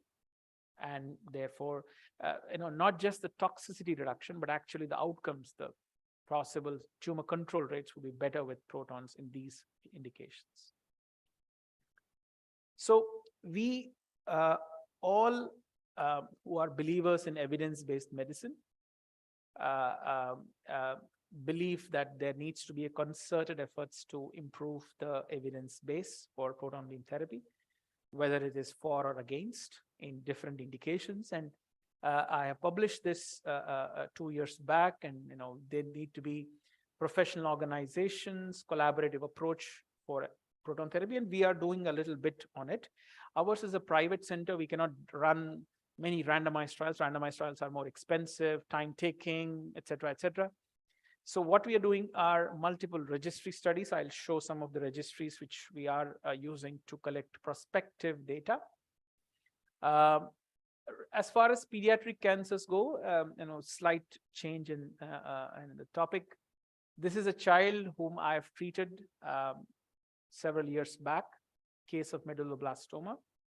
The child underwent surgery for medulloblastoma, was unable to walk after surgery, but was otherwise very well. Probably some brainstem injury during surgery. Quite active, quite cheerful, received radiation, followed by chemotherapy. Almost 7-8 years later, the child is doing very well as far as tumor is concerned. The disease, she's disease-free. Probably, I assume it's probably a group 4 medulloblastoma. And we were happy to see that she remains disease-free. The mother is still in touch with me. And this was the old picture when she was young, just after the treatment, and is held by one of my residents who was training under me at that point of time. But what is disturbing to know is that the child, as of today, is not going to regular school because she's unable to focus and learn. She's unable to walk, has been on continuous neurorehabilitation. The growth is stunted. There are many endocrinopathies. She's on endocrine supplements. There are skin changes, hair changes. Her sister, younger sister, has long hair, and she always complains that she doesn't have that kind of hair. Her younger sister has.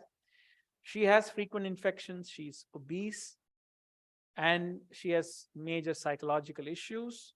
Her mortal enemy is her younger sister, who's able to run, have friends, go to school, have long hair, everything else, everything which she cannot and doesn't have. So it's quite a humbling to hear her mother say all these, and we really wonder whether we have done good for the patient, because I'm not saying radiation alone has contributed to all the toxicities, but radiation did contribute to some of the toxicities, and we need to do better than what we have been doing for this particular child who is so cheerful and cute when we treated initially. But this is not something which is unique, what I have shown. This has been shown in St. Jude's Life study. Childhood cancer survivors were followed up for 30, 40, 50 years, and they found multiple medical issues. Secondary neoplasms, cardiovascular, renal, hematological, ocular, GI, pulmonary, endocrine, musculoskeletal, etc., etc. So a lot of medical issues are seen in children who are childhood cancer survivors, and radiation and chemo and surgery and other medications like anti-seizure medication could all contribute to some amount of late effects. And we need to do better, and radiation therapy wise, we can do better. How? Almost all late effects, as far as radiation therapy is concerned, are dose dependent. That means you give a higher dose to normal healthy tissues, you have a higher probability of late effects, right? And if you do not irradiate any organ, you will not see any late effect in that. For example, if I say that this is protons and this is normal radiation, can I say safely that the child will not have any cardiovascular effects? Can I also say the child will not have any thyroid hypothyroidism? Maybe gonadal insufficiency? No chance that child will have all these problems who have received proton beam therapy compared to conventional IMRT. Similarly, this is a perineal rhabdomyosarcoma. You can see that labia are receiving significant amount of doses. So the parents ask, will the child have normal function, reproductive sexual function? I'm not sure when I'm treating with photons, but if I'm saying that there is no dose to labia, probably I would say yes, there is a high chance that the child could have a normal sexual function, external genitalia. So these are some things where I would definitely say that proton therapy is beneficial, and there is no one would really argue or say that where is the evidence or where is the randomized evidence. I think there is no need for randomized evidence in this particular location. So there are many benefits: reduction in neurocognitive decline, better endocrine preservation, lesser organ dysfunction, bone marrow, heart, lungs, salivary glands, bowel, kidneys, etc., preservation of fertility, sparing of gonads, lesser probability of second cancers. Apart from all these, we have published reassuring quality of life in younger children, less than 4-year brain tumor survivors treated with proton beam therapy. What we spoke about, or what we wrote about, is that the children, although had inferior quality of life compared to children of normal children, but they had a similar quality of life who had like juvenile rheumatoid arthritis, SLE, other medical conditions. So the quality of life in these patients were quite good. So this is a kind of a consensus paper report from one of the pediatric proton therapy conference. A large group of pediatric oncologists across the world were asked to say which technique would they prefer for different types of cancers, different type of childhood tumors. And the group settled on broad position that the best proton candidate is a young child with curable tumor requiring delivery of moderate to high focal radiation dose in proximity to critical tissues. So I think, we have also published our initial experience. This is our paper from Proton Center in India. We thought we wanted to show that proton is safe and effective, at least in the short term. It's a preliminary experience published in Journal of Clinical Oncology, Global Oncology. And we treated an array of intracranial as well as extracranial tumors, less than 25 years old. This is again mentioned in the CTRI, which is a public registry. We've also published outcomes for craniospinal radiation for 40-odd patients, and we found that the toxicity, dosimetric outcomes were quite good. But because we were doing large numbers, we also thought we will audit our outcomes. And this is the critical appraisal paper, which was published recently in Clinical Oncology.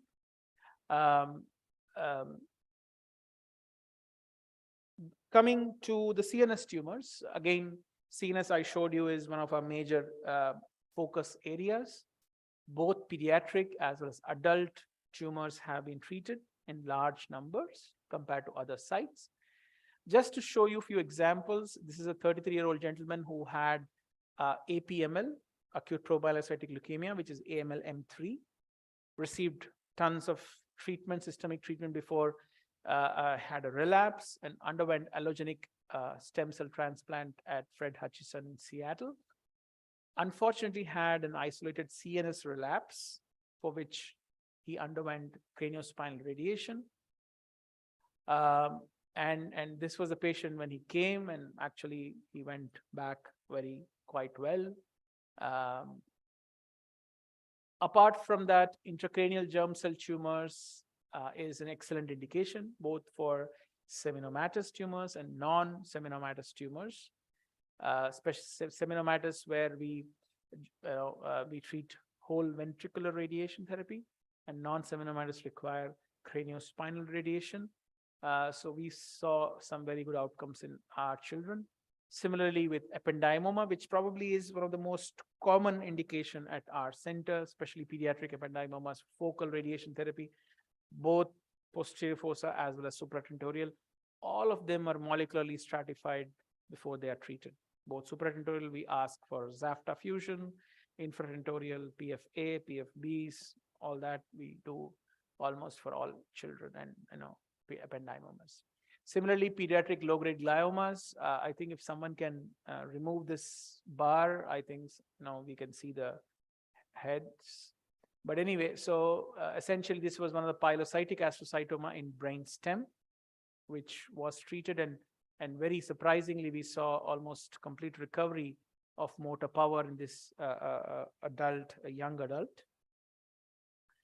Similarly, now there is a randomized trial for IDH mutated low-grade gliomas between Proton versus IMRT. This is an NRG trial ongoing in the United States. Similarly, for glioblastomas as well, there is a randomized trial between Photon versus Proton. I think I'll skip prostate. I think, as I mentioned, these are not my slides. These are old slides. Somehow, I'll just show you that for prostate, we have published our early outcomes as well. This is published in the International Journal of Particle Therapy.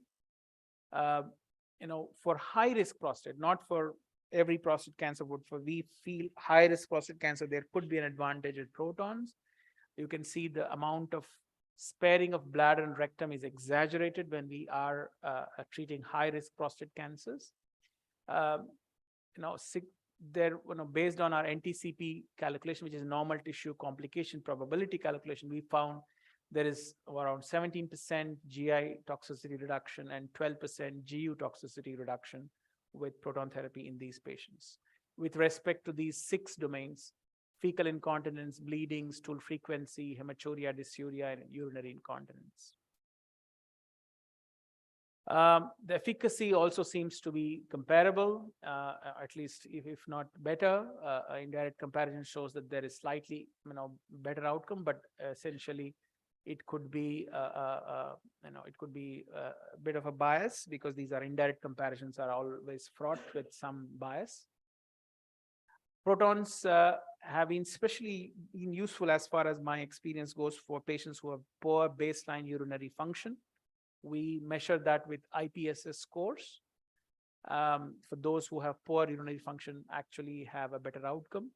Younger patients, less than 60, 65 years, have a better sexual outcomes as well. This is a prospective study from University of Florida Proton Therapy Center. And you could see that 2/3 at 5 years preserve their erectile function.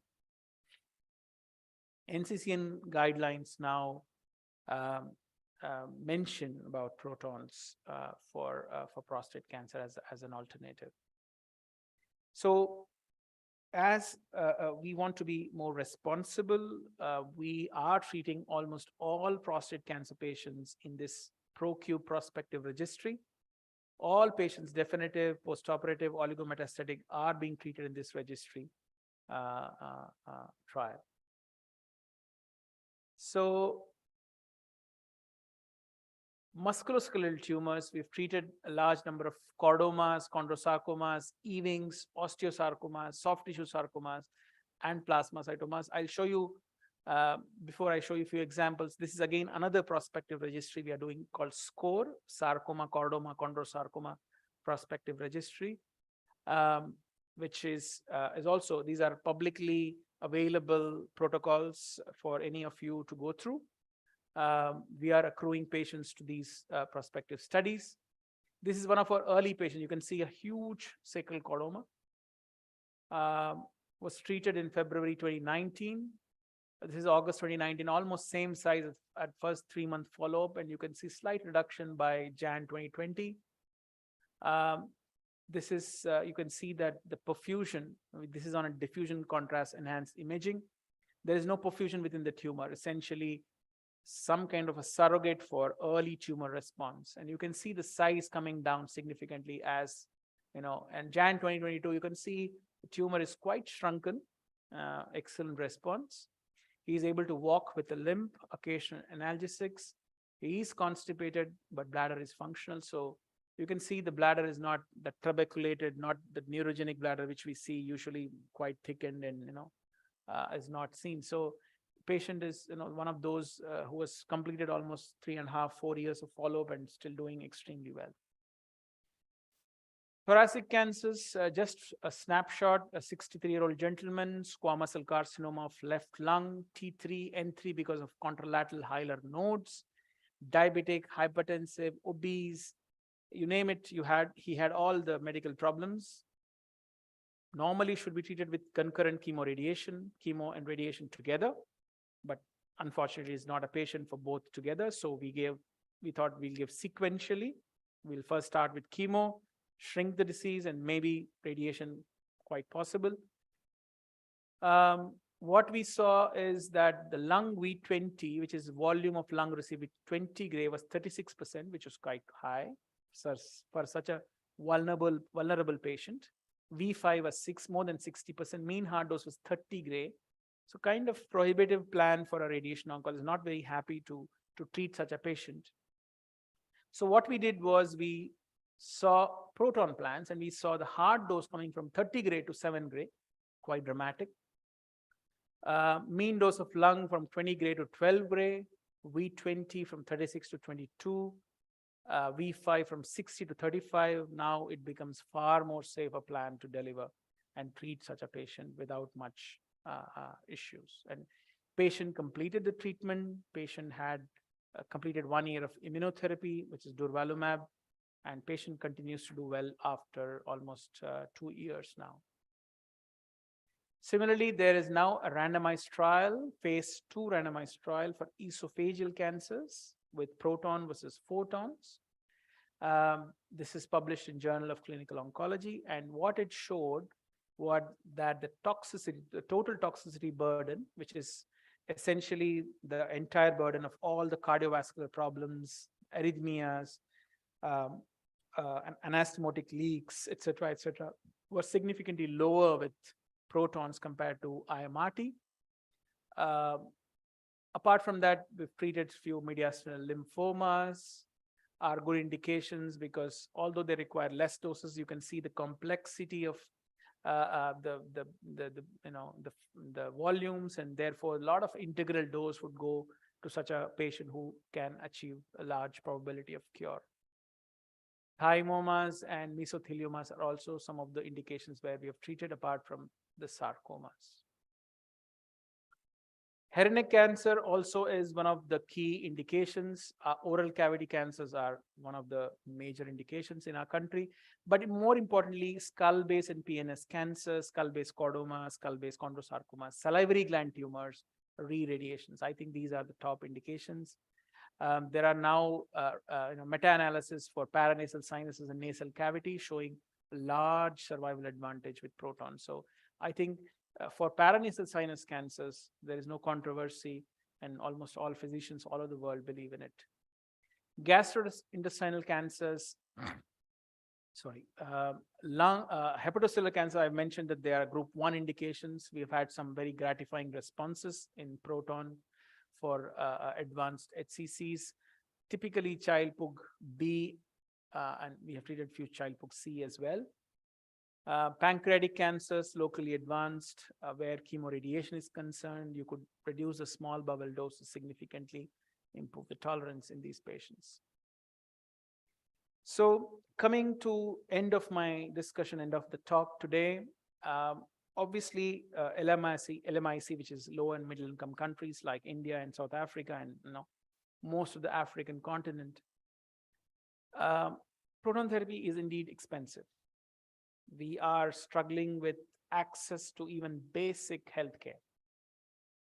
So is proton therapy such an expensive tool in LMIC? Is the need justified? This we published last year. And if any of you are interested, I could share the paper with you. But what we argued is that, of course, many things we argued, but what we argued the most is it is an engineering. We concluded our article saying it's an engineering marvel which certainly of great benefit for a few, incremental benefit for some, and maybe of not much benefit for many. But if they are likely to benefit with this technology, irrespective of their country of residence, must be able to access this relatively easily and at a reasonable cost. We all believe that optimal balance with respect to cancer care and accessibility. So access versus timely adoption. Should we focus on access only, or should we focus on modern technology? And I think both have to go simultaneously. I would say we cannot say till we feed everyone on the road, we cannot build roads. And we cannot say till we make all the good roads, we cannot go to the Mars. India is able to do all three together. simultaneously. I think they cannot be competing goals. They have to be complementary goals. And that's why, as we said, there should be parallel goals and not mutually exclusive. So I feel that we cannot say, okay, till we replace all the telecobalts with linear accelerators, let's not bring protons, which is fair. It's a different philosophy, but I think we should have space or room for all the technologies, because there will be patients who would need a better care than what we are giving them today.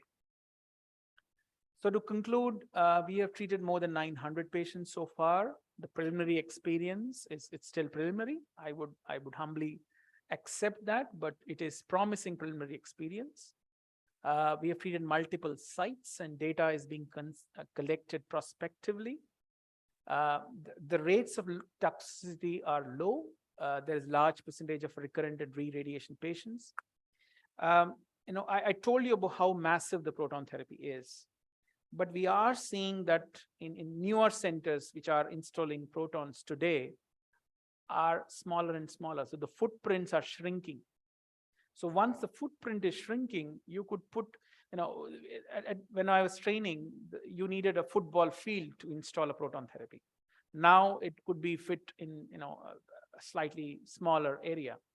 And I'm sure there are now cyclotron mounted gantries. So there is no need for a cyclotron, there is no need for beam transportation system, and also there is a possibility the cyclotron is mounted on the gantry itself. So it is possible in the future, the footprint comes down, the cost is going to come down dramatically. And then the indications which we are now very picky and choosy about will expand in a big way. So in terms of technology, I would say we are maybe still in infancy or probably early childhood. So I think the footprint is going to come down. The cost is definitely going to come down with the shrinking footprint. There are several randomized controlled trials which are ongoing right now. We are having multiple prospective registries. So there is going to come a time when the data is going to be there, a much more robust fashion, and hopefully will refine the indications of proton therapy in different contexts. So with this, I would conclude my talk, and thank you all for our patient audience.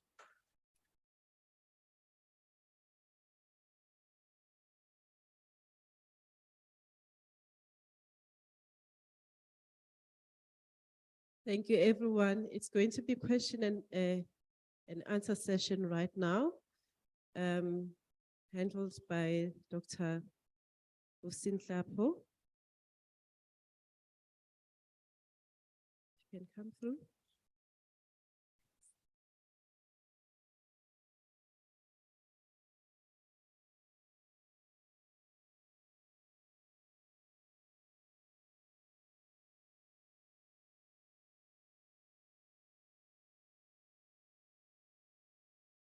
Any questions?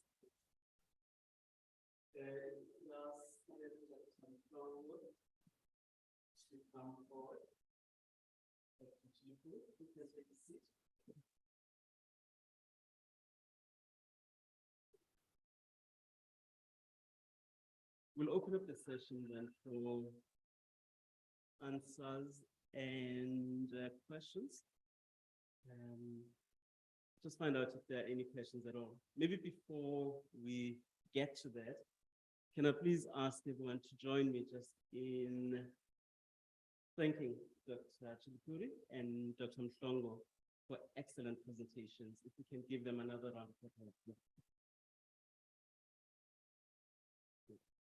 And we'll take questions at this point.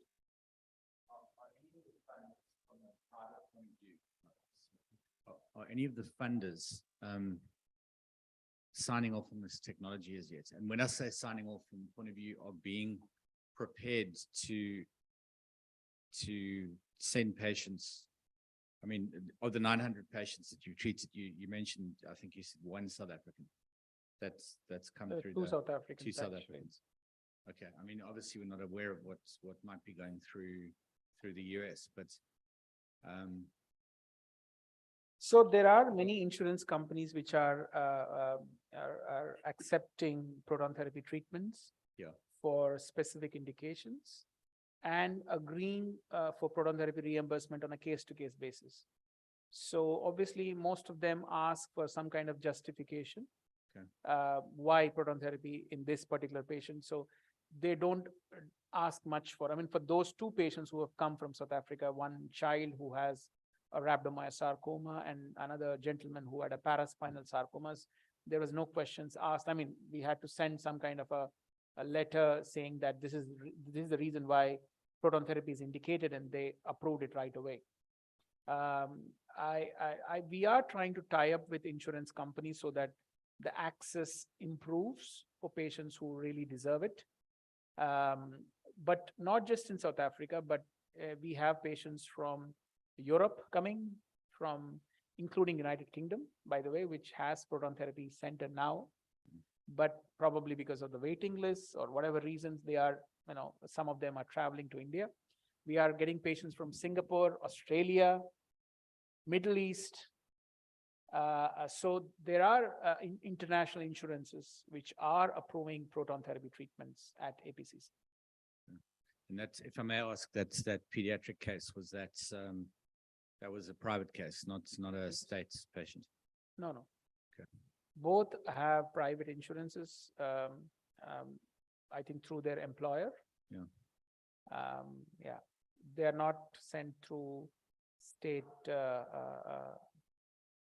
government or publicly funded hospitals. They are come on their own, and the private insurance is actually paying them, not the NHI or whatever insurance. I don't exactly know what insurance you have in South Africa. You have some government insurance as well? No. No. Not yet. So I think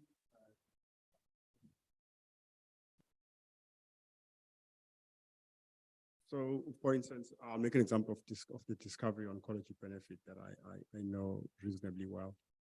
So discovery has always included overseas treatment benefit, which is linked to the local oncology benefits. So for patients, the patient I made an example of actually was funded. This is now more than 10 years ago. So it obviously must meet clinical criteria. So it must be an approved indication, evidence-based, and so on and so forth. So what Dr. Chilukuri was talking to, appropriate indications, usually they'll go through a process of, is there no locally available treatment, and so on and so forth.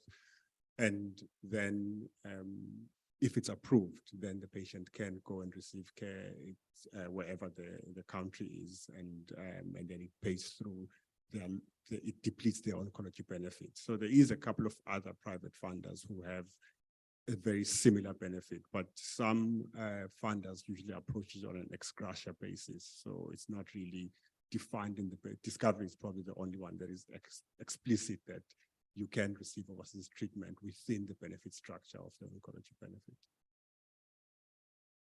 Thanks. Any other questions?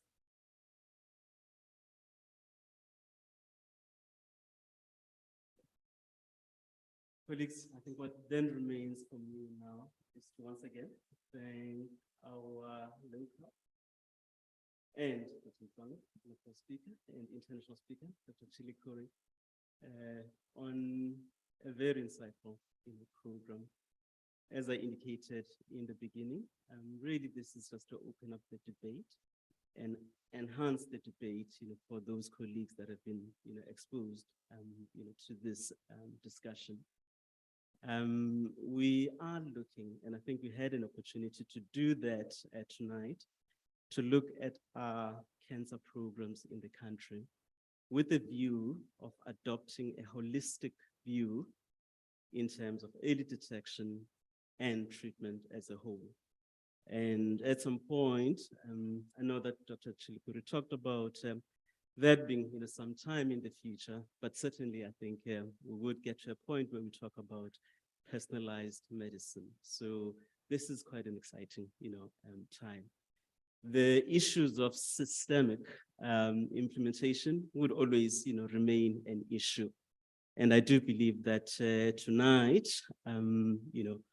colleagues that are part of the conversation in the room and those that are listening online would probably be revisiting their own, thinking around, the issues of different treatment modalities for their patients. And really, this was the intention of tonight's symposium, to open up the discussion around other different modalities. We've been very careful to say that, this is not a commercial pitch, but for colleagues, let's engage on an issue that is important, for our patients. As an organization, we have a motto that says, we are uniting doctors, for the health of the nation. These are some of these conversations. At some point, we'll be talking about, policy issues as it relates to this. And I think you probably would have sensed that, an interaction between the public and the private sector would be quite critical in terms of making sure that we open up the access, to these different modalities. And I think with that, I'd like to thank Dr. Sandile Mhlongo, as well as Dr. Chilukuri, for a highly informative, evening. Thank you.